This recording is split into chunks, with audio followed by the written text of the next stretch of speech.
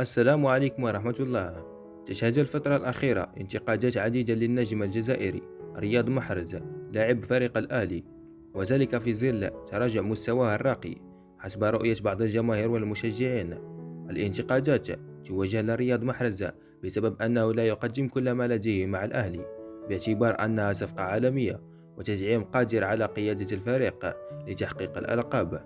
ولكن نغمة الانتقادات مستمرة تجاه اللاعب الجزائري رغم مساهمته في التهديف في كل مباراة. النقاد أجمعوا على أن ما يحدث مع رياض محرز من جانب الجماهير أمر غير مبرر، والإشارة بأنه لا يعطي كل ما لديه عند الفريق غير صحيحة، حيث يعتبر النجم الوافد من صفوف ماستر سيتي أحد أهم أسباب بقاء الأهلي في المنافسة حتى الآن بموسم الحالي.